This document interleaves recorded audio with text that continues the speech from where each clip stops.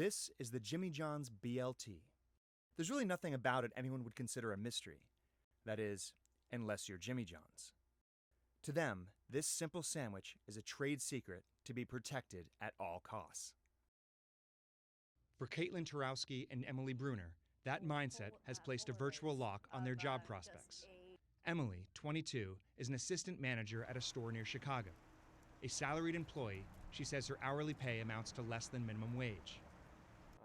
Until recently, Caitlin, 25, also worked at a local Jimmy John's. We met them at a nearby restaurant. We wouldn't be able to work here. You wouldn't be able to? No. End of discussion. They serve half the list with sandwiches.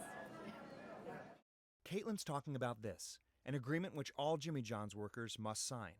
For 2 years, it forbids former employees from working for any business which derives more than 10% of its revenue from sandwiches, if that business is within 3 miles of a Jimmy John's store. Even like restaurants that aren't fast food joints, you're not allowed to work. Yeah, so waiting tables is pretty much out of the question, I guess. And is this a place you'd like to work? Yeah, I'm sure people would tip well here. Under the Jimmy John's agreement, Caitlin and Emily can't work for any competing food establishment in any capacity, not just as an employee, but in positions such as owner, partner, investor, manager, agent, or advisor. This map of the Chicago area shows just how limited their job prospects are. Anywhere there is red, they can't work for a competing business.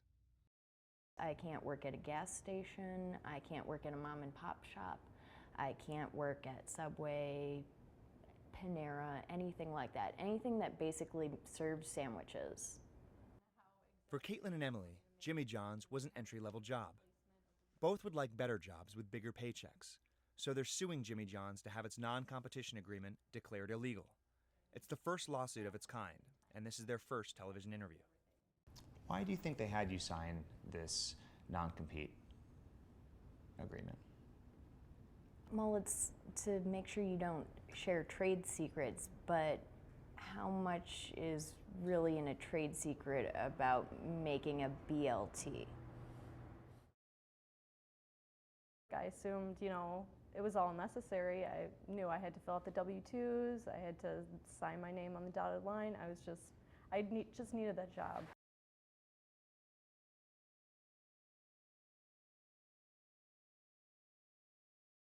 Jimmy John's is one of the biggest restaurant chains in America, employing more than 80,000 workers. The average in-store worker makes about $8 an hour. It's also one of the fastest growing chains. There are now more than 2,000 Jimmy John's stores located in 44 states.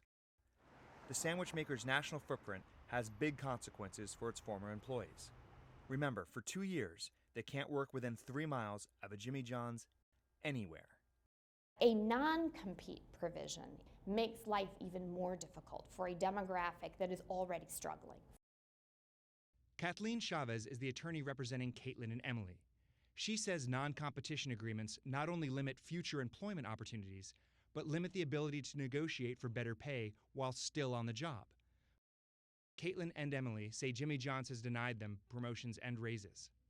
I don't know why someone would have an entry-level, unskilled employee sign a non-competition agreement. You don't know why? That's baffling. The only possibility that I can see if you're going to target an entry-level employee would be to somehow box them in and control them. It's a way of controlling individuals and essentially subjecting them to whatever employment practices you want.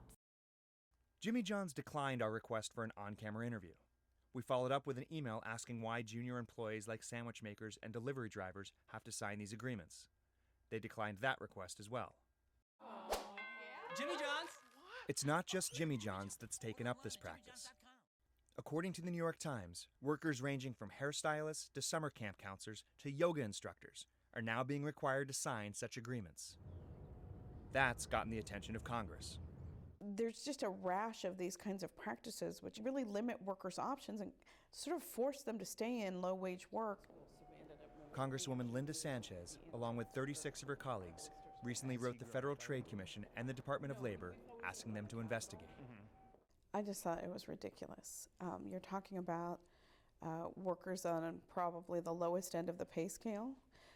These are not corporate executives that have inside information and trade secrets, and it's using fear and intimidation to just try to control what employee choices are.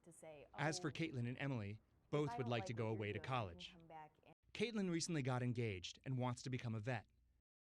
Emily's thinking of pursuing a degree in social work. As students, a part-time job would help them with college expenses. I want to try to leave and try to find something different, but I feel like I'm scared to leave. I don't know if I'll be able to find anything else.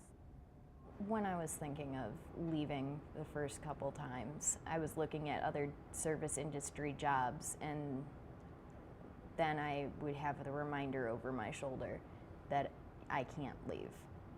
We're being treated like we're property of the company, essentially. Like we can only work there, and all of the experience that we have there is useless anywhere else. You're just a tool for them. Now, because of Jimmy John's, even a job in the college cafeteria could be out of the question. Christoph Putzel, Al Jazeera, Chicago.